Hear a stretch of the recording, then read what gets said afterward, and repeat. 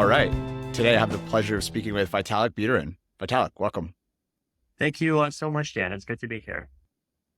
So first question, if you were put in charge of improving a large governing body, so say like the EU, how do you think about the relative importance of fixing the governance mechanisms and laws versus the talent of the people making the decisions? Said another way, if you could only choose one to start, would you change the incentives to attract highly talented people to enter the government and then sort of like leave them at the mercy of today's bureaucratic rules? Or would you re-architect the way that the government actually works and leave the existing people in charge? Wow, that's a tough question. I mean, it's definitely like in that category of questions I haven't really thought about directly. I feel like I lean more on the people side. I think 10 years ago, I probably would have leaned more on like institutions and incentive side, and I think those things are important. But I think the other side of that is basically just like there have been so many attempts to try to create much better incentives, and so much of the time it just kind of ends up being either falling completely flat or just kind of being okay and just being less impressive than people think. And so I definitely feel more pessimistic about the kind of like improve everything by improving the incentives direction than I did like say 5 years ago, even though I do still think that incentives are quite important.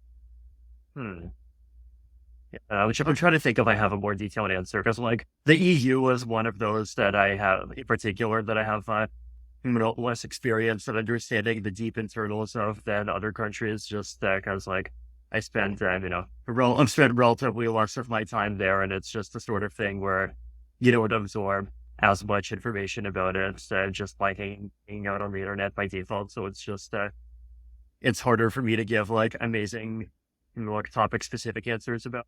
Got it. Okay. I have a couple of questions on talent.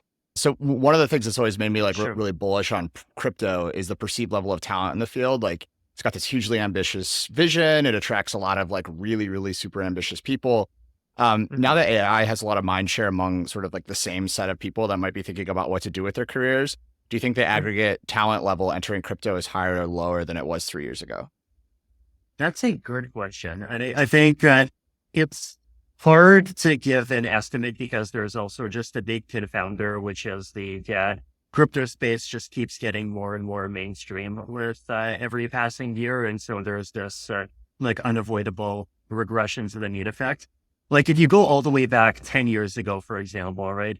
The kinds of people that crypto were attracted were the kinds of people that were really in it for the ideals, and often people that were quite skilled programmers are the sorts of people that would totally be able to earn $1 million a year in some like regular job. But the problem is that they could totally not be motivated to like actually stick to that regular job. Like they, need something that they're passionate about. And these are the people who are passionate about open source software, freedom, empowerment, like all kinds of values that are at the core of crypto. Right? It reminds me of how there's a lot of these developers, like Amir Taki was one who created Lib Bitcoin, which was this one of the earliest alternative Bitcoin implementations.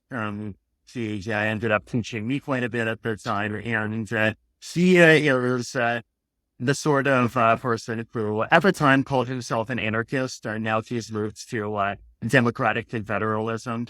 And he spent a lot of time in the Kurdish areas of the Middle East, and was really impressed by the philosophy and the values there, and what those sort of things that really drive him.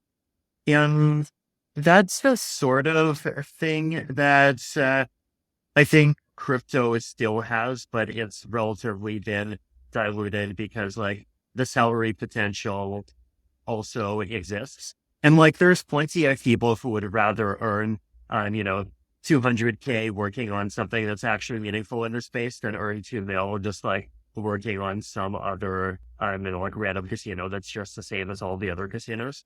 So Yeah, it's like, so like it still exists, right? But like that dilution effect is still there.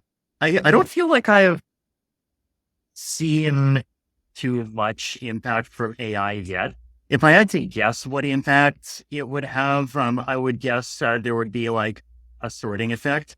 And the sorting effect that I have in mind is like the sorting between people who care about things like, freedom and openness and privacy and global networks, like specifically, versus, people who just care about generic cool stuff, right? And I think AI attracts a lot of the second, and AI, relatively speaking, attracts less of the first, right? And like the problem with, the thing with crypto about 5 years ago is like it attracted both, right? And when you have a space that attracts both, it can be hard to separate one from the other, but like it's when you're working with a person, it can be really important to like actually figure out which one of those it is, because like even if it doesn't matter today, like it matters in terms of what's going to motivate them 5 years from now, or it matters, what's going to motivate them if I would say if the political climate really changes a lot, or if the incentives should shift in some way. So yeah, like that would be the thing that I predict, right? Like basically this kind of divergence between this like crypto values that are specific to crypto and the kind of people who find sort of millennial cool things attractive in a more generic sense. And like I feel like there's a very high quality people for both camps. Got it. Got it. Got it. So maybe talking specifically about like what makes someone good in crypto. I heard you talk before about Danny Ryan, who sort of like emerged as what you call the decentralized PM when Ethereum was moving to proof of stake. And I think kind of what you mentioned is he doesn't have any like formal authority to actually order anyone around. And mostly what he's doing is, talking to different client teams that are building the software within the ecosystem. Like, what traits do you think make someone a good fit for this sort of role over like a more traditional PM at a tech startup? It's a good question. I mean, I definitely feel like I understands the Danny Ryan role much better than I understand the traditional, like startup PM role, just because I ended up like basically jumping from, university straight into the crazy, crypto world. But I think if I like, had to give the best answer I would say first off, like there's definitely a type of diplomacy skill that's required that's kind of much more specific than like just being able to tell people like this is what you're doing, and this is the thing that needs to be done. There's much more of a need to like match people to the and match teams to the tasks that they like actually wants to do and would be excited about doing. And like that's a thing that I think is important to keep in mind in like an actually functional organization. But it's like the dial of how important that is like goes way up to 11 in the crypto space. I feel just because like when you don't have perfect control over what people do, you do have to rely on people's intrinsic motivations quite a bit more. Another thing is like, I think there's this much more public facing function that's important in the crypto space in general, right? Like, so the way that I've thought about it is like, sometimes like, there's this idea that a company has a technical co-founder and a non-technical co-founder. And the way that I would extend it in a way that I think realistically applies to anyone these days, but it applies even more so to crypto projects, is like, you have a technical co-founder, you have an organizational co-founder, and you have a meme lord. And like sometimes, you have people two of those, or like sometimes even three of those, right? But like the meme lord thing, like is a role that you have to like do and like be part of and embrace. And I feel like Danny has definitely like also done a pretty quite a good job of stepping up into that too. So there's a lot of talk this year that if you're serious about AI, you need to be an SF. And like sort of regardless of whether or not that's true, it does seem that like physically localized talent clusters have been a big part of the history of computing and startups. So Ethereum and everyone who works on it is obviously like much more geographically dispersed. I'm curious if you think this is a feature or a bug for Ethereum. And then depending on your answer, like what other industries that had success being localized have been even more successful if they were dispersed? Mm. Yeah, I mean, I think one factor that's very specific to crypto is just the fact that these are, global networks that are not like a big part of their entire point is that they're not overly, controlled by one country or even one cluster of companies, right? And so they are this kind of unique thing that people from all different parts of the world are able to trust, even if they don't necessarily trust each other. And like that's not a thing that the like centralized U.S. Tech sector is like really able to benefit from, right? I mean, and so I think they're like just that one unique aspect of crypto, the extent to which it's like really still being one of the very few things that's international in this way at a time when increasingly almost nothing else is. I think that creates this extra motivation for the crypto space to try to like be more dispersed and kind of explicitly appeal to this much more dispersed community and attract them not just as users, but as developers and just any kind of contributors. I think like putting that aside, the yeah, in terms of just raw productivity, I think one of the things that's interesting is that it feels like the crypto space like has recognized the importance and the value of in-person collaboration, but it's like developed these totally bespoke, crazy institutions to try to achieve that, despite being what it is, right? So, like, one of these is the conference circuit, right? Like, there's this like thing where you have conferences happening like somewhere pretty much every week, and there's people that like go to some of these at various frequencies, and like sometimes this gets criticized as like just wasting time and wasting resources, but I think one of the really powerful benefits that it provides is the ability to have all of these different people actually get the benefit of this in-person time together, why despite living in and coming from totally different parts of the world.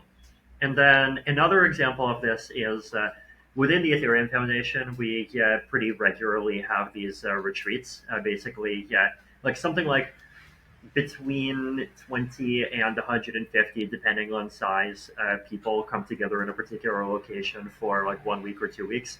Often, but not always, it's like scheduled to coincide with a conference. But like regardless of whether it is or it isn't, like people get a chance to talk with each other face to face, have this kind of high bandwidth, very big picture discussion about things that are really important to coordinate on, get be on the same page about, and then like go back to remote world and like actually execute on those things.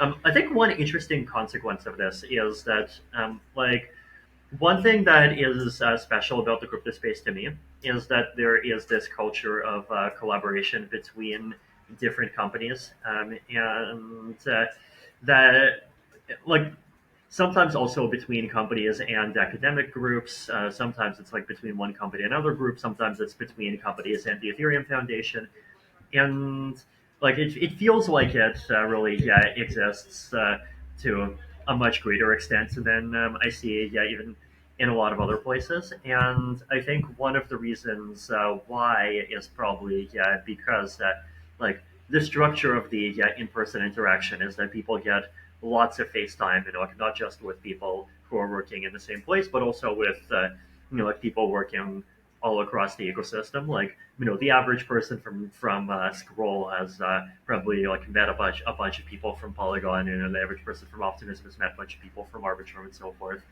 And like I mean, I don't like have like a rigor like a super rigorous level of evidence for this, but like I have a feeling, and it would be interesting at some points to like explore it more. That like this aspect of like not just like companies having company retreats, but also having these more ecosystem wide things really contributes to this spirit of cooperativeness that exists. Yeah, yeah. On the conferences, those seem like a big thing that's like maybe a little bit even uniquely big in crypto. Like, how do you think about choosing a conference to go to and what makes a really good one? Mm-hmm. I mean, the way that I choose is basically that like I make a choice of like which continent or which area I'll roughly be in at a particular time, because like I just can't be literally flying halfway across the world every week. And then once I've chosen that, then if there are things that look interesting enough in terms of like what kinds of people I can meet, what kinds of like both like local community people and just like global Ethereum people, um, like what kinds of important things are going to be talked about there and so on. And if an event looks important enough, then I go. Otherwise, I don't go. And then if something is in the wrong continent, then I just default pretty strongly toward not going to it. I think in terms of what decides the quality of an event, one uh, kind of division there is like, is this a research and dev event, or is this one of these kind of big conferences?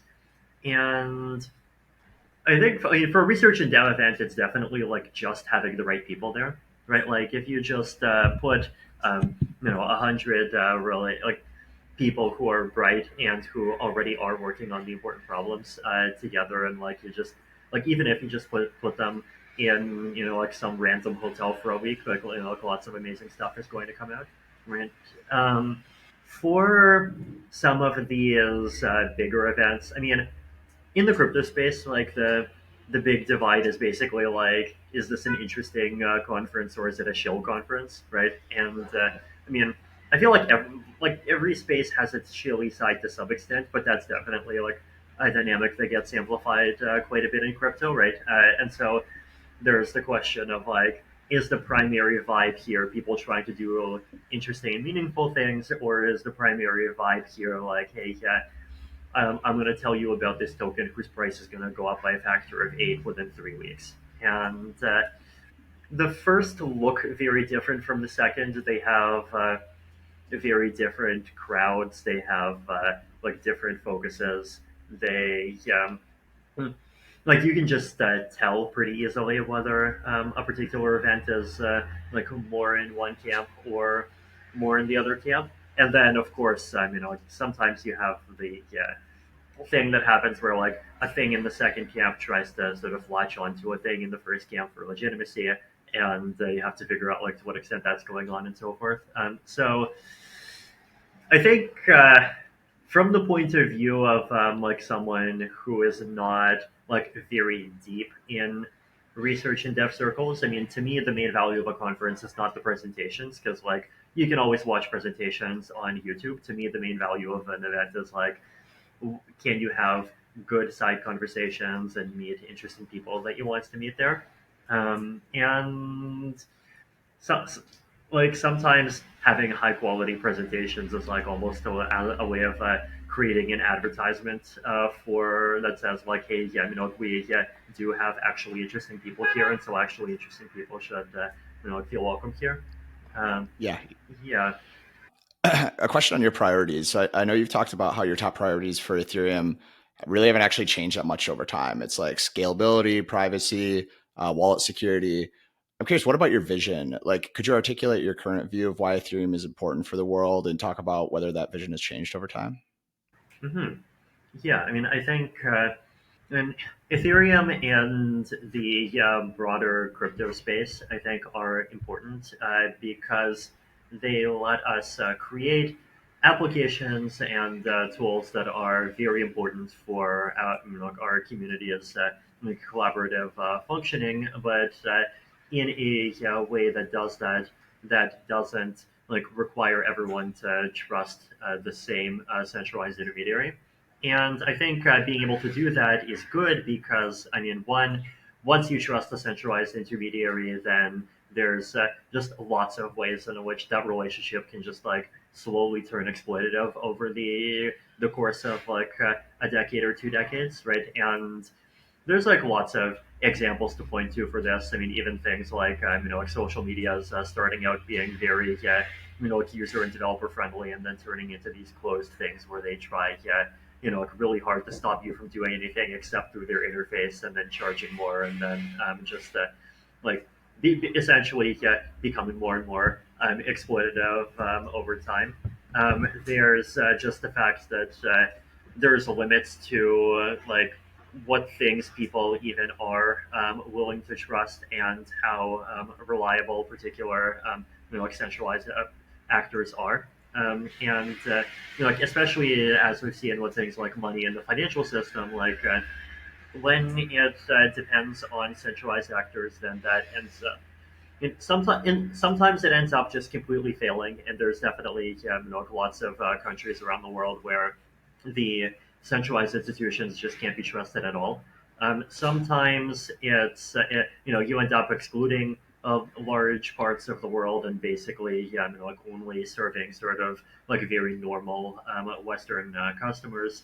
Sometimes it just ends up being very inefficient. Often ends up being worse at privacy, right? Like one of the big trends that we're seeing is with the whole push to a cashless society that's happening in a lot of places, like your ability to just do payments in a way that like doesn't give your information to third parties, which is like a thing that we've had for thousands of years, is like potentially very quickly disappearing, right? And Yeah, so yeah, yeah, like it's that I intersection of like applications that let people like do things with each other, but like without all being under the thumb of one big thing. I guess what I'm really curious though is like if you were to answer that question Mm, mm, 5 years ago, are there any like core mm, things that have changed to the vision? right. Okay. That's hmm. I think a lot of things have become more specific, right? So, like for example, 5 years ago, I was talking about money. I was talking about the thing that would eventually be called DeFi. I was talking about prediction markets. I was talking about ENS.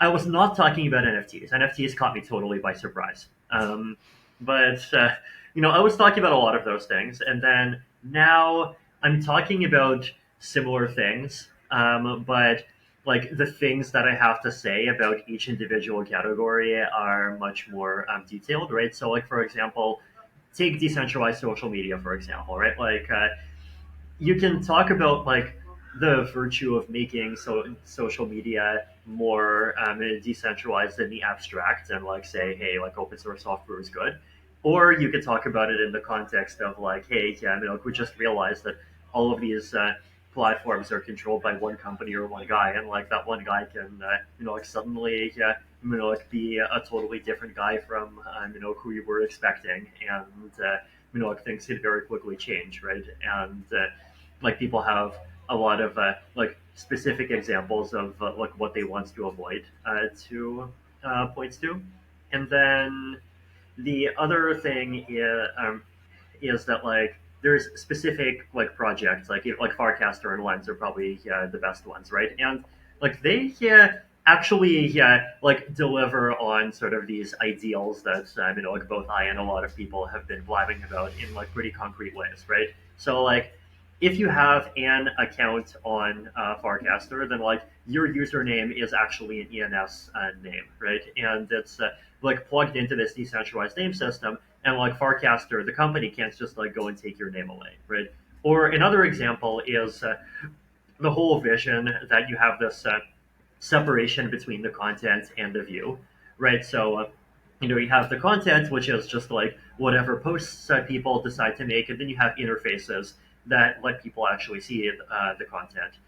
And there's been all of these ideas that like people have talked about in theory, how if you separate those two, then you could have different people creating views for the same content, and people can like have experiment with different kinds of moderation and different kinds of like algorithms and filtering. And if you don't like one, then like it's much more practical to switch to another.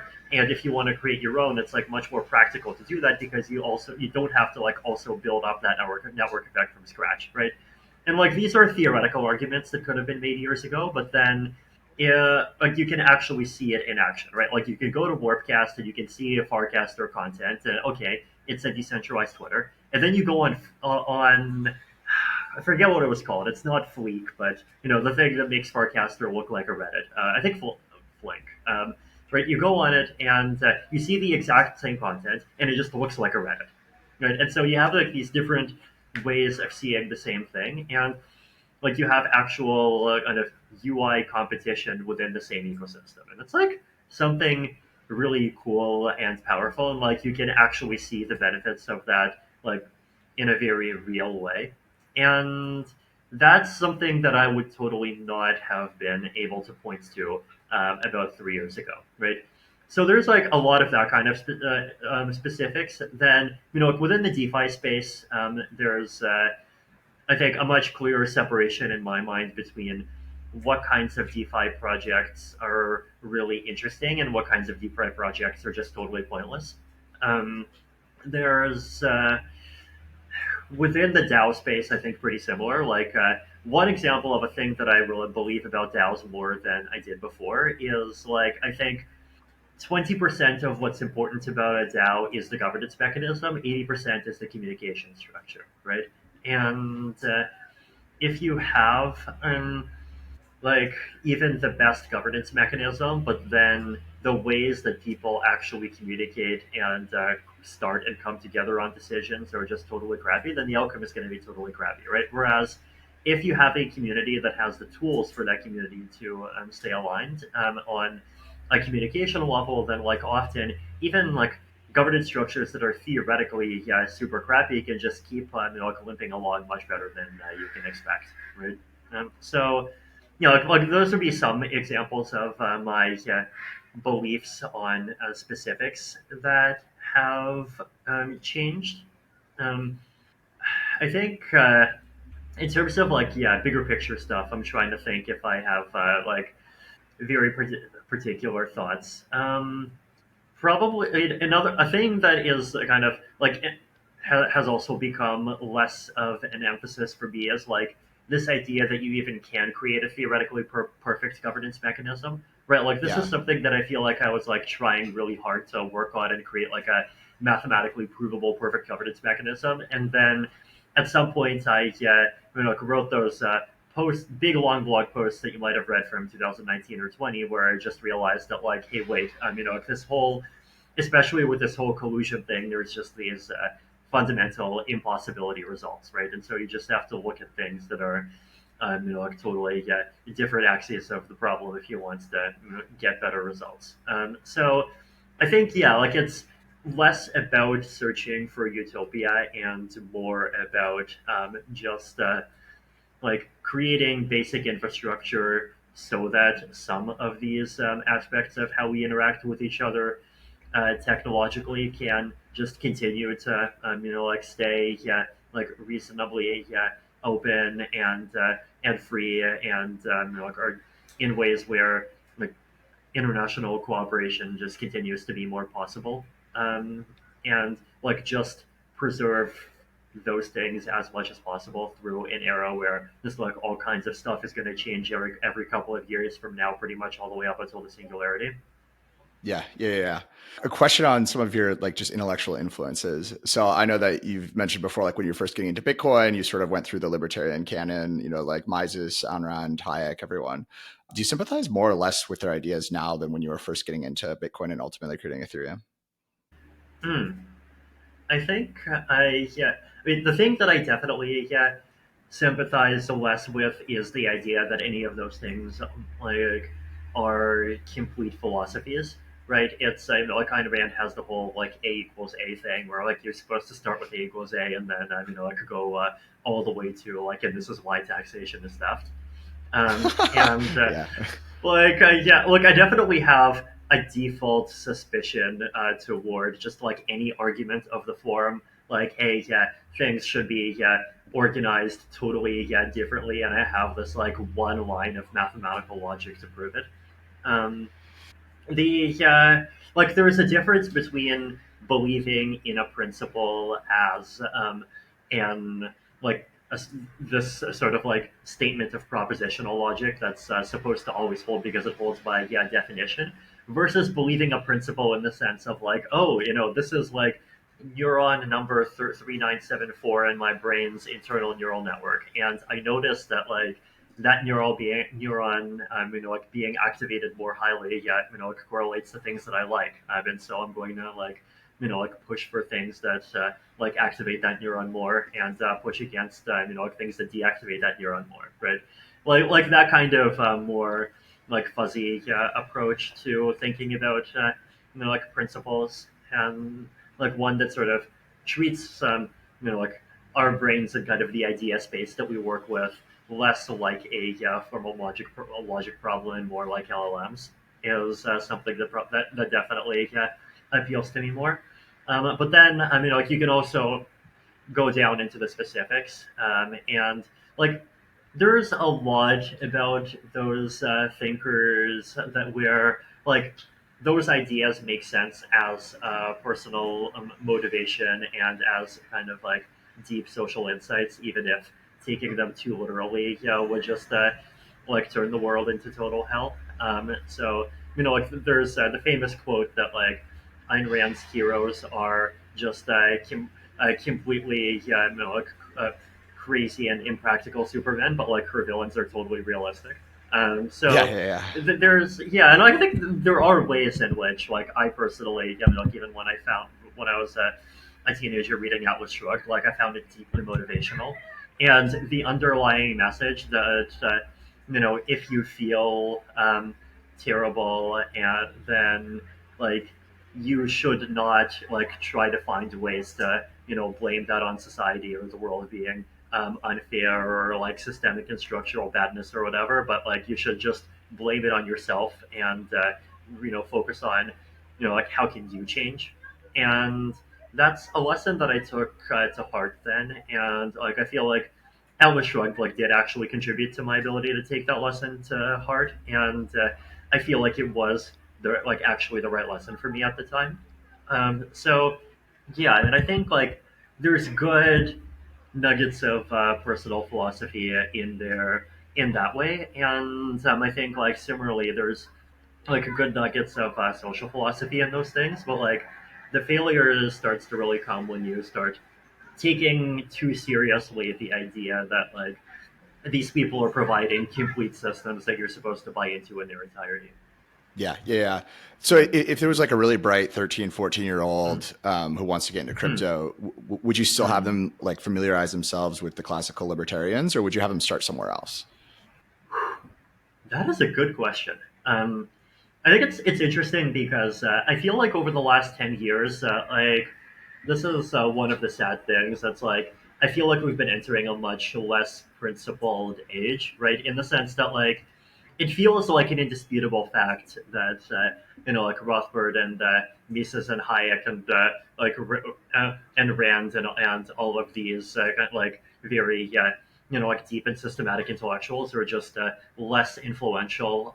Like they have much less of a political camp that like is deeply guided by them than they did 10 years ago.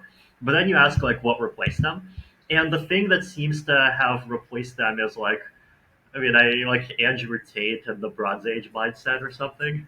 And Yeah, like yeah, yeah, I read these and I just go like, like WTF, mate.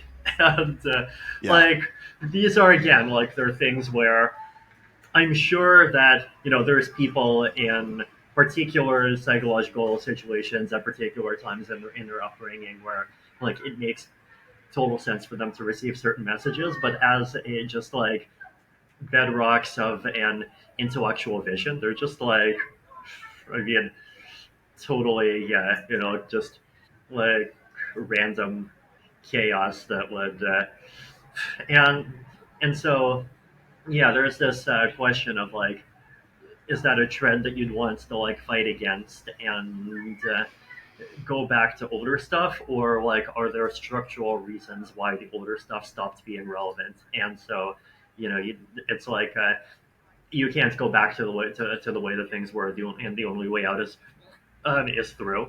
Um, yeah, and like yeah, I mean the biggest structural thing that happens obviously is just Well, I think there's two. I mean, one is just technology and social media, and the other is this kind of big, like geopolitical fact that like this post 1990s sort of post USSR collapse equilibrium where both the US and a whole bunch of ideas are like extremely prominent, like proved to be a very temporary thing, and it ended up collapsing, and like neither technology nor U.S. hyper primacy are coming back anytime soon. I mean, unless of course like some totally curvebally thing happens with AI that really does bring back AI hyper primacy or U.S. hyper primacy or something. But like like so far that's not the default trajectory, right? And like you have to sort of adjust to those realities. I think the thing that I would recommend now to someone is definitely to read things from different perspectives. Like I still think that the kind of early 2000s like rationalist canon is super good, and like the 2010s kind of the Sweetster Codex kind of canon and all of his kind of posts, especially about the nature of tribalism and the especially that the idea that like you're supposed to like if you want to be tolerant you have to like tolerate things that you personally actually dislike as opposed to like tolerating just things that mainstream society is in favor and you're in favor of anyway. And, like there's a lot of these like fascinating deep philosophical nuggets in there, and then on the like specifically crypto anarchist and just like broader crypto side there is the original manifesto, the original white paper, the a lot of those kind of more specific canons. Philip Rockaway's The Moral Character of Cryptographic Work is a good one. There's just this like broad collection of things that I think are still really good and really valuable reads, and I definitely support people reading the yeah. Yeah. I'm curious what you think though, because like I find it really interesting that you mentioned that people sort of moved from like core libertarian philosophers over to like an Andrew Tate or like a BAP or something, right? Right. But I find it kind of interesting that like even Slate Star Codex and the rationalist community, Mm-hmm. like Scott Mm. Alexander's got his really famous posts on like the anti-neo-reactionary FAQ, and like people Yes. sometimes say that's like one of the best introductions to this sort of like strain of thought. And it does actually seem Mm. like it's a little bit seductive for people that start like as a Mm. libertarian, they sort of move that way. Mm-hmm. And to Mm. me, the core difference Mm. seems that it seems like it's much more concerned with culture than like liberty. And I'm Yes. curious just if like what you think is Uh-huh. sort of causing that shift, and Mm-hmm. like why specifically libertarians tend to get like really interested in it and sort of like abandon some of the like earlier, whatever gray tribe Mm. type stuff you might call. Right. Yeah, it's a good question, and I'm gonna see how would I analyze this. I mean, like sometimes I analyze these things by like taking my own brain and like dialing up to infinity, like the neurons I have that find those things appealing. And like on the one hand, like in some sense, this is the literal definition of empathy, and it's supposed to be good. But then at other times, people have told me is that like this ends up totally misreading people and like being overly charitable. But I mean, I'll try it anyway. Yeah. Yeah, I mean, okay, so one aspect of it is like this is a thing that Balaji talks about all the time that like the main axis of politics definitely has shifted from being about economics to being about cultural issues, right? And like I think it's easy to find examples of this, right? Like if you remember back in 2010, the big issue was Obamacare, right? And Obamacare like is about healthcare economics, right? And if you want to make an argument against it, then like you're going to be saying things like, oh, people should be free to choose whether or not to have insurance because people have an like the best understanding of their situation and their motivations, and so like you want to put them in a position of like power over things that are core to their own health, right?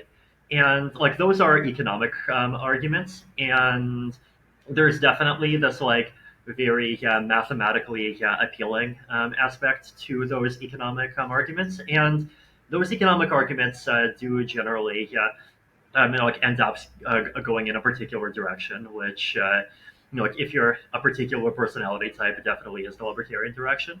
But then if you start analyzing culture, I mean, one of the problems is that culture is just much harder to analyze in that way, right? Like it's this very anti-inductive thing in the sense that like the existence of a theory about culture it often itself is like a thing that can kill the validity of that theory. So it's harder to analyze. I think cultural issues are also inherently more zero sum because if you focus on the economics, then like okay, great, we can all have like if we had better institutions like bigger houses and better healthcare and cleaner air at the same time because like you can push burrito frontiers forward and like here's these math equations that show that if you align incentives correctly that actually happens. But then with culture, like there's these deep vibe level kind of preferences that each of us have that are definitely like much less examined with the same intellectual tools, and so the kinds of conclusions that you would come to if you just start thinking about culture end up being very different. I mean, I do think that, like, in terms of like, is this switch to a focus on culture good or bad? I think I would say the answer is like it has one very understandable part, but also it does have these very bad parts to it. And the understandable part to me is like if you think about it, just like from the perspective of your personal finances, right? Like if you personally, like had to choose between option A, which is let's say the life and the job that you currently have now, and you earn let's say 250K a year, and then option B is you work at some like soulless multinational bank, and your job is to like help one company win weird zero sum competitions against other companies, and these are just like totally random corpse. Like selling boats to rich people, but you earn 2 million a year. Like, which one of those would you personally rather have, right? Yeah, And yeah, yeah. yeah, like I think for a lot of people the answer is the first one, right? But then if you ask the question like, well, would you rather have the like fulfilling job in $2,500 a year versus the unfulfilling job in $20,000 a year? Then it suddenly becomes very different, right? And I think a lot of people would probably go for the 20K. And so like once your economic situation is good enough, then like it kind of makes sense to reallocate more of your caring toward culture. And like it's definitely true, I think, that like libertarian literature just has less to say about culture. I think in part because all of these economic modeling tools that it relies on just like don't really fit well to that domain. Yeah. So that's the understandable part. But then the kind of the place where I think this becomes pathological is, I mean, one is like there's the whole sort of luxury beliefs argument, right? Which is that like if you're a coastal rich kid, then like you're at the level where like that kind of fulfillment matters more. But then if you start like even subconsciously nudging your entire country's politics in directions that optimize for that, then like you're screwing over a whole bunch of much more poor people in your own country, and possibly even more poor people in other countries that by kind of polluting their intellectual sphere when like what they really need is to continue caring about the economics. And then there's just kind of the whole short-term long-term thing, right, where like good economics tends to be better, even better, and work out even better in the long term than in the short term. But like culture is like the tools that we have to deal with it don't seem to like really work in that long termy way yet. So let's see, how would I think about this?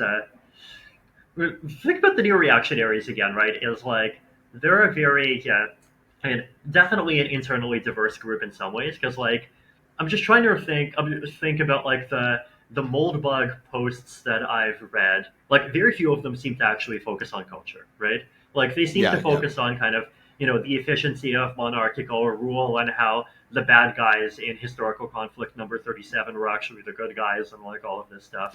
But then there's definitely lots of people who actually who do focus on um, culture, and yeah, so I think like my analysis for why it's happening probably, yeah, if I had to like name one factor for what that could be the biggest factor, it probably is the combination of like that's what you care about more once you're wealthier and society has adapted to that, and we just know that even from people's personal preferences.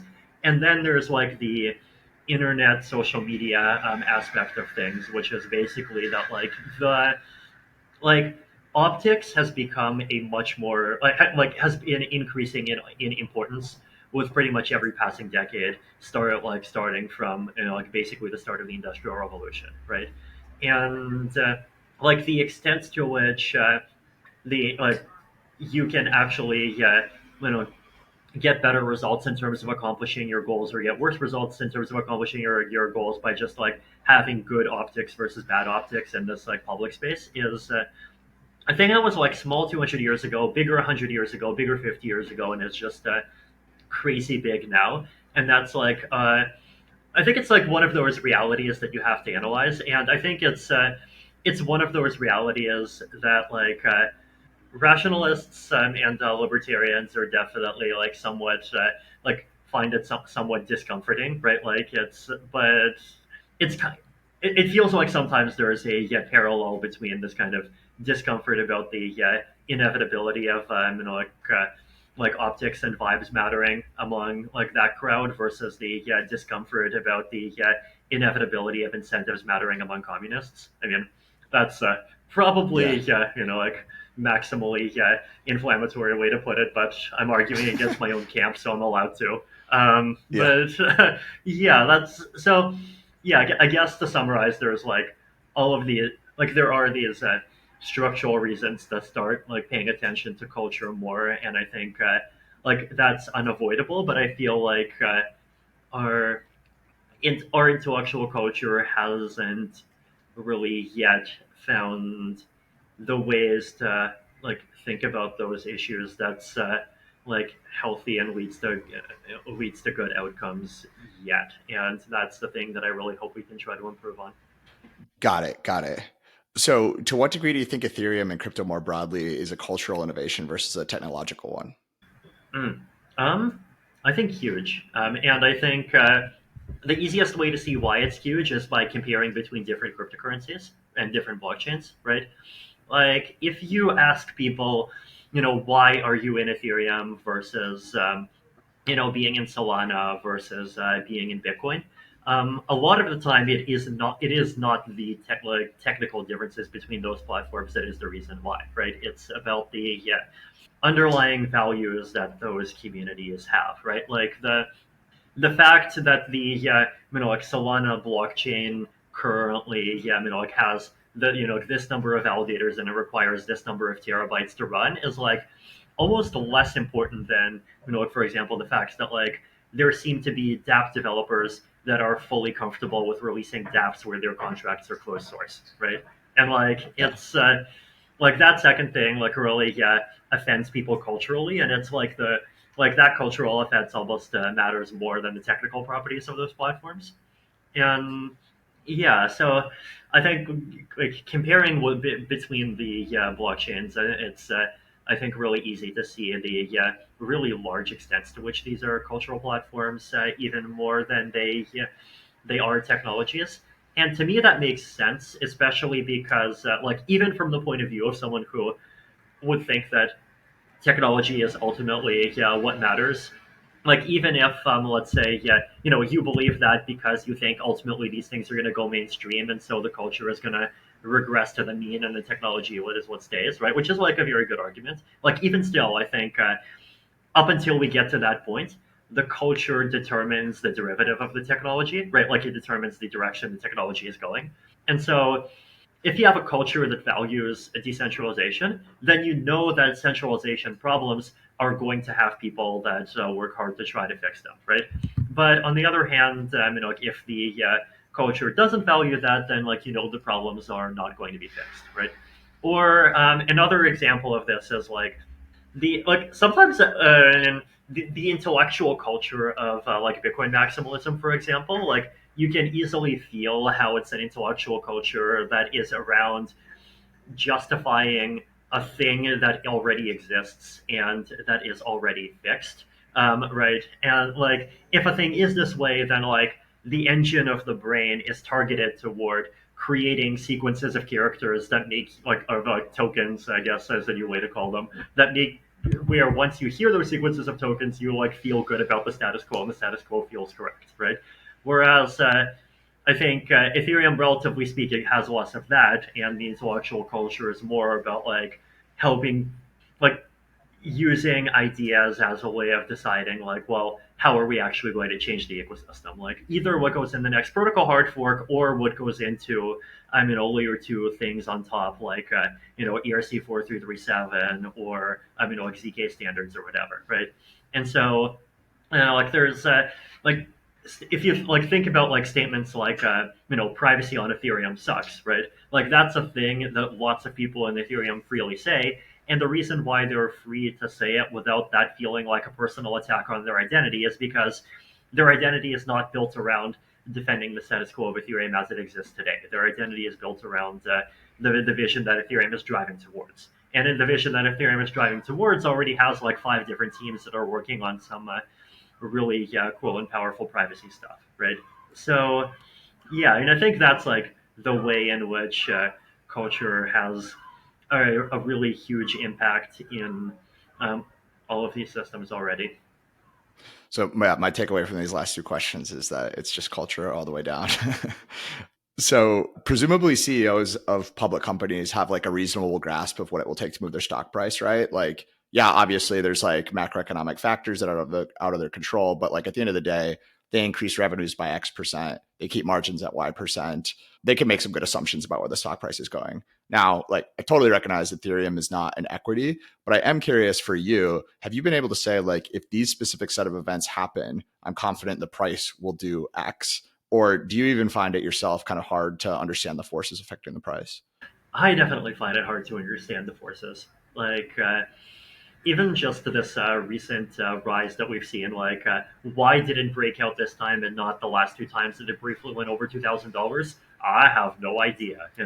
Why did the ETH BTC rate, like drop from 0.07 to 0.055 at this time, but then it didn't drop at that other time? I have no idea. Why did it go up from like zero point zero 0.03 to zero point zero 0.07 in the first place? Well, I can come up with a story in my head about like why that's a pretty natural reaction to an overcorrection, but like ultimately, I have no idea, right? It's like there's, I think my brain definitely does treat them as these like weird, demonic like forces, and there's an aspect to which you just have to sort of accept it as it is, and go along for the ride and just kind of do what you can to make the ecosystem healthy without like thinking about how that affects the price too directly. Got it. Got it. So let's talk a little bit about AI. So you Mm-hmm. have a really great post that came out very recently about what you call Mm-hmm. sort of defensive accelerationism or DAC. Mm-hmm. So I'm Mm-hmm. going to ask some questions about that post, and I'll link to it in the show notes and recommend everybody go read it. But first Mm-hmm. one that came to me on language. So you famously learned Chinese pretty quickly and know a bunch of languages. Do you think the Mm-hmm. ROI of learning a new language will still be worth it even if AI Mm-hmm. reduces all of the friction to speaking of someone in a different language? Mm-hmm. I think ROI of learning languages is definitely decreased from where it was 10 or 20 years ago by quite a bit. I think it always ends up like taking longer than people expect to like actually decrease in response to some new technology, but like it is definitely lower. Like I like my advice at this point is like like if you're in the U.S. then like try Chinese is good, Spanish is good, and like probably the stick to those if you're the type that likes challenge and like otherwise focus on other things. And like five years ago, like my advice would definitely have been more ambitious. Um, I'd say my hope is, and like this gets into the like some of the ideas that I wrote near, like near the bottom of that post is like. at the same time as technology makes it easier for AIs to do things, technology could make it easier for humans to like either do things or learn to do things. And so I've been like hoping that we're going to get magically like significantly better learning environments for like whether it's language or whatever else. I think language is just like an easy test case because it's like so easy to define like what the thing that you're learning is, and it's so easy to like relatively speaking measure proficiency. Um, and it does feel like language learning gets like a few percent easier every year than with every previous year, though like the slope of that is definitely quite a bit lower than the slope of like how quickly pure AI is getting better. Yeah. Hmm. I guess one other way of Yeah. phrasing this actually is like if Right. literally the cost of talking to anyone in any other language goes to zero, then the Right. Then effective yeah, you like should just focus your attention on other things. Yeah. yeah, like it becomes like Yeah. learning Latin or something, right? And I guess my Right. question was just Exactly. like from the experience that you've Hmm. had, like is it Hmm. still like worth going to learn Latin or some other language just for the sake of learning? Have Right. you Right. gained any like non-communication I benefits see. from it? Yeah, it's a good question. Yeah, I mean, I think there definitely is value from learning one or two that's other than raw communication ability, which is just like it gives you a much better grounding to like understand how language works in general.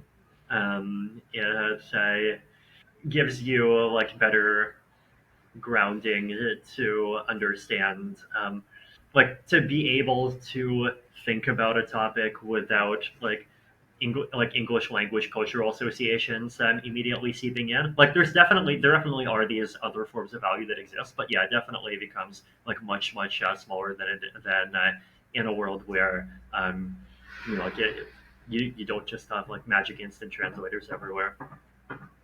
Got it. So you summarize your DAC post at the end, and like one of your calls to action is that you should build profitable things, but be much more selective and intentional in making sure you are building things that help you and humanity thrive. So my question to you is like, how do we like practically incentivize this? And is that like actually really different, or how is it different from people who are calling to for AI regulation? It seems to me that's sort of what they claim they're trying to achieve. Like, what's the nuance there that makes your call to action different? Yeah, it's like what are the tools that we can use to actually to like actually achieve that differentiation? I think is definitely one of the most important questions here. I think one of my answers is definitely that like we just need much better forms of funding for some of these other alternatives, right? Like we need to identify much better ways for, like for example, the old problem of like how do you incentivize better open source software to get created, right?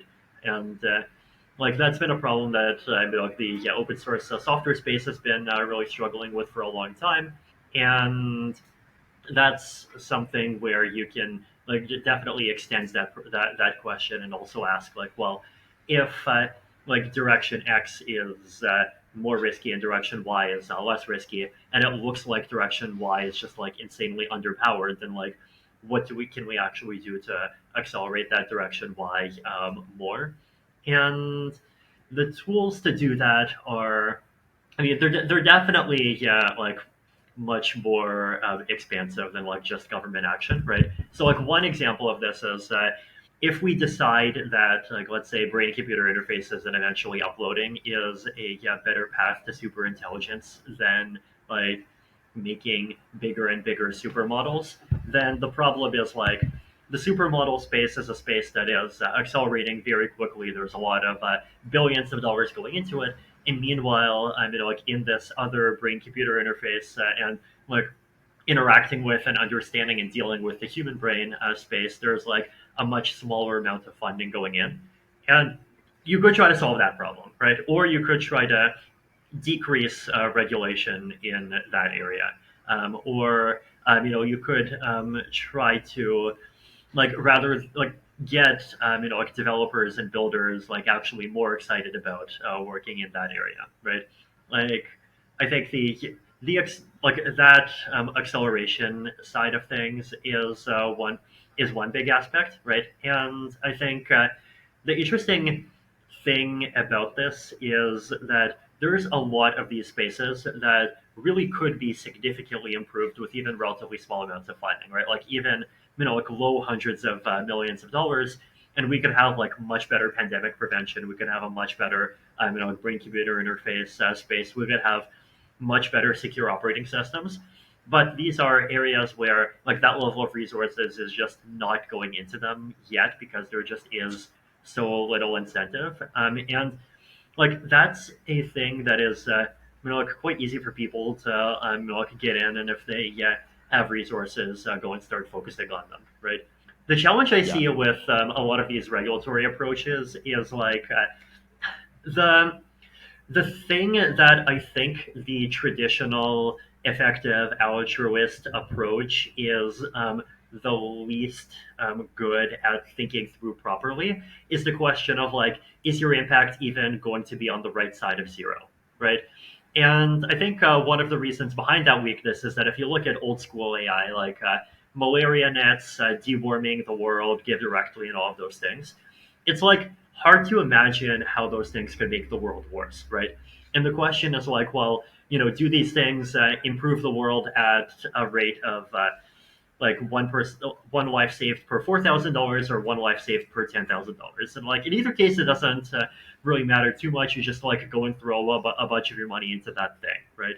And when you can be reasonably confident that your effects are on the positive side of zero, then there's like a whole set of intuitions that follow as a result of that. Like carefulness becomes, one of the most harmful things in the universe because it just, it creates delays, and delays are the invisible graveyard.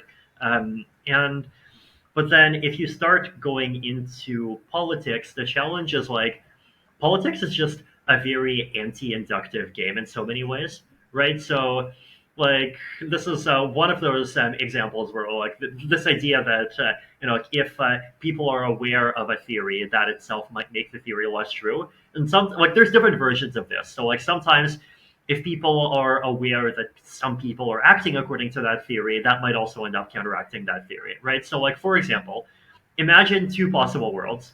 One world where SBF was an effective altruist and is what he is, and another world where SBF is equally scammy, equally narcissistic and attention seeking and all of these things, but he's not an effective altruist, right? And let's say instead he is like I don't know a Chinese nationalist or like Yeah. some Yeah. totally random thing in the opposite direction, right? Like in which of those worlds would like things be better from an effective altruist perspective? And I think the answer totally is the one where SBF had never heard of effective altruism or thinks that it's totally stupid, right? Yeah. And yeah, like, and one of the things that I think offended people about SBF the most deeply is like his forays into politics, right? Like how he started, like giving money to politicians. He started even actively campaigning in kind of his direction in terms of how crypto should be regulated, which is like really not aligned with the direction of the rest of the ecosystem, and like all of these different things, right? And like that, like a lot of that ended up really massively turning people off, and a lot of that ended up like even harming like his, even causes that like he likes and that we like in all kinds of ways, right? And like the I think the OpenAI situation is similar in that respect, right? Because in the OpenAI situation, what you basically have is like the raw optics of it that like you have five people who are totally unaccountable, where people have never heard of them, and people's first reaction is like, wait, what the hell is this team, and what the hell even is this like weird corporate structure that gives power to these five people? And then the first thing that people hear about this is like these five people have killed the CEO and figuratively, and are threatening to destroy this amazing company that hires all of these bright people and just making this AI thing that we know and love happen, right? And like that's people's first like public impression of this entire governance structure. And so if you do that, then like yes, people are going to hate effective altruism. People are going to hate AI safety, and these are like very understandable and human reactions, right? And like these are all concerns that become real once you like start like wading into this domain of politics and this domain of like influencing large scale incentives and influencing behavior instead of just like being in a corner and doing things yourself. And it feels like people are totally not ready for that, right? And I think this is one of those areas where like something like an approach that isn't just about like like we have to pause, we have to regulate, we have to slow things down, but like that actually goes and says like what is an actually positive vision that a critical mass of like both builders and the general public like realistically can get behind, and that does have a reasonable shot of like actually being viable. And let's like try to figure that out and get people excited about that. And that just feels like like a much better strategy than just like focusing exclusively on the pause direction, right? Yeah. So yeah, like that's like from how I think about the difference from just like a kind of like public opinion and vibe perspective. Got it. Got it. Got it. So you've noted, I think a couple of times that your P doom from AGI is around zero point 0.1 or 10%. Is there any one thing that could, like a specific thing that you could see happen that would shift your P doom from AGI to less than 1%? Hmm. Good question. I mean, some like very effective, like very convincing rebuttal like of the theoretical arguments for why AGI is uniquely dangerous would definitely do it. And like, I can't tell you what form that rebuttal will take because I feel like if I could even give that form, then I'd be like 90% of the way there to actually having the rebuttal itself. Um, what other things? I mean, obviously, yeah, like us getting to like even better than human level AGI and like things continuing to sort of coast reasonably normally. I think a lot of the arguments for Doom they do hinge on this discontinuity that happens once the AI gets above human level versus being below human level, and like I think there's two discontinuities, right? One discontinuity is like this whole recursive self improvement thing, and the fact that like the AI actually would be able to like outsmart people and hide from people while rapidly copying itself and all of these things. But then the other discontinuity is like there's there's a class of possible worlds where it's very easy to get up to roughly human level, but like you just get stuck at that point, and it suddenly it takes much longer to actually get above that point. And the way that that world would look like is basically a world where like it turns out that it's very possible to like replicate patterns of behavior in some abstract sense that already exist and that people have already been doing, and like generalize those and automate them. But like there's some kind of like planning capability that humans have, and especially like planning in unexpected situations that just like for whatever like very fundamental reason is just like a much harder thing to achieve, and we just end up needing like a lot more effort than expected to actually reach it. And I feel like there's there's there's definitely the sprouts of evidence of something like that being true, right? Like I feel like at least to me, the progress like I expected a AGI progress in 2023 to be slower than it was in 2022, just in terms of like a how do I feel about like how much has changed since. And like it feels like 2022 was like a big 0 to 1 year. The biggest thing in 2023 is probably it's like a catch up year for the open source ecosystem, which I think is great, right? As I've said in the post, right? Like the biggest non doom risk that I am concerned about with AI is like the centralization risk. And the nice thing about like the open source AI space and like especially all of these models that you can go and run on your laptop, which like I love and I've totally played with, is like, if an AI breaks the world, it's going to be like one of the big ones that's made by a big corporate military. It's not going to be a random guy on his or her laptop, right? And um, but and then on the other side, it's like if we want to reduce the extent to which this will just like hyper centralize everything, then like you need something that's an answer to the power that these like big models provide, and like open source a or open weights, I guess is the better way to put it. AI models running locally just like is the way to do it. Um, and what we've seen is that like it has been a catch up year for like the open weights like model ecosystem, and like we haven't seen comparable like leaps of wow amazing progress in the same way that we did in 2022, and it feels like there's more and more people starting to say that like LLMs are good at like replicating patterns of things that have been done many times, but they're much less good at extrapolating and like creating and like thinking through fundamentally new categories of things. And I mean, it could easily be that this is just a limitation of LLMs, and there's like one or two more technological breakthroughs that we just need to break through before we get to superhuman AI, right? And then the question is like, well, in that world, how long do those breakthroughs take, right? And it could be 5 years, or it could be 50 years, and like the longer that timeline is, the lower my p doom is. So yeah, like, and I think if we're 3 years from now, there's like it feels like we're entering an LLM plateau, and there's like nothing even more dazzling around the corner, then like my PG would probably drop. Like it would not drop to under 1%, but it would definitely drop by like it could be 2 or 3 percentage points, and like or so. Yeah. One part of the post is you seem like fairly optimistic about brain computer interfaces, at least as like if they're possible and useful, like a path to saving ourselves and like making sure AGI goes well.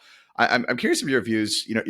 People like Robin Hanson, they sort of like expect human descendants to be like super weird and like very different from us. He's got that book, The Age of M, that like explicitly like outlines a vision for this. Like, how important do you personally think it is that we conserve at least some of the things that we value today well into the future with our descendants? Yeah, I mean, I definitely think it's important. I mean, I think the like I get the desire to say like, oh, like, we should be open minded, and if this is the next stage of human evolution, then like we should embrace it, because like if we don't and we stick to present day values, are we not committing to the same sin that the old curmudgeons who dislike homosexuality are committing, for example? Yeah. And like I get that desire, but I think like there's a difference between sort of things that happen within the distribution of like human behavior, and things that are way outside of the distribution. So like if you think about the Age of M world, for like as he describes it, then like one of the risks is that like competition is basically going to compete away consciousness, right? And like at some point M's are gonna stop being conscious, and like to me that would be terrible, and that would be an example of something that I would not want to see about a world in the future, right? But I think even still, right, the thing with Robin Hanson's world to me is like from the perspectives of like it's a world where things could easily be much worse, right? So like if you think about it, it's not a world where one super intelligent AI killed everyone. It's also not a world where we have a hyper centralized world government. It's not a world where humans are pets. It's it's a world where humans have a path to continuing to be meaningful frontier actors in the future of our galaxy. It's like a world that really does actually manage to evade lots of dystopias. But at the same time, again, definitely has its risk, which is basically, as Robin describes it, the whole set of problems of the Malthusian world just kind of coming right back with a vengeance. So, but yeah, like it's not perfect, but I think like if like that's the default path, then there's definitely a lot of people that would breathe a sigh of relief. Yeah, yeah, yeah. Have Mhm. you been tempted to focus more of your time on AI, just given some of the effort you put Mhm. into that post and thinking about it a lot lately? Mhm. I mean, I definitely feel the need to just make sure I understand the space, and like part of understanding the space properly definitely is like becoming an actual user, right? So like one example of this is like I got this insight recently that current AI drawing tools are excellent at making an image if your goal is to make something that dazzles people.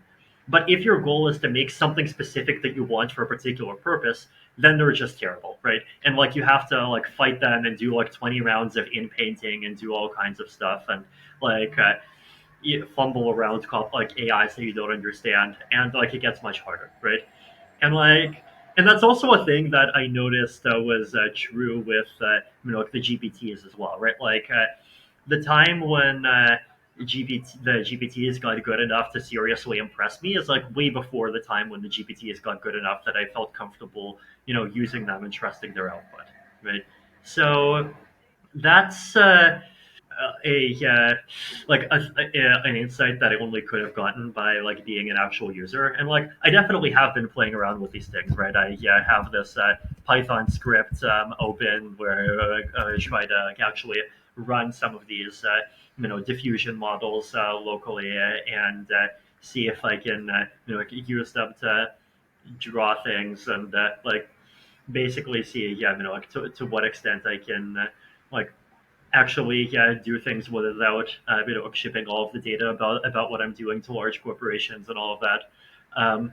So doing my part to stay up to date with both that space and like the AI space itself, and with like people's concerns about safety and alignment, and what people are who are working on those issues are thinking about and worrying about. Like I definitely think it's important, though. Like I'm definitely at the same time like like not doing the sort of stereotypical thing of like quitting crypto for AI or Yeah, whatever. Right? Like yeah. I just don't think that makes sense for like me as a person to do.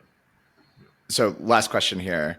If Mm, Ethereum succeeds in your version mm, of its mission and the vision that you have for it over the next 10 years, what will be the mm, single most likely causal factor? hmm. Single most likely causal factor in Ethereum succeeding. I just have to say like continuation of trends, like basically the same underlying reasons that made like adoption and interest keep increasing over the last 10 years just end up continuing for another 10. So, would you And say it's this it's more about like risk mitigation than it is about like any specific change? I think one aspect is risk mitigation, but another aspect is making sure that usability and scalability actually are there in time for when a much larger group of people wants to actually use the chain, right? Because if the technology isn't there, then like the next bull market is going to be a disaster for Ethereum. Like transaction fees are going to go up to $500, and people are going to go back to hating crypto again, right? And so Yeah, scalability and usability do need to be solved. But like I think the good news is that we are much further along now than we were a year or two at solving them. that's a great question to end on. Vitalik, Mm. thank you so much for your Yeah, time. yeah. Thank you too, Dan.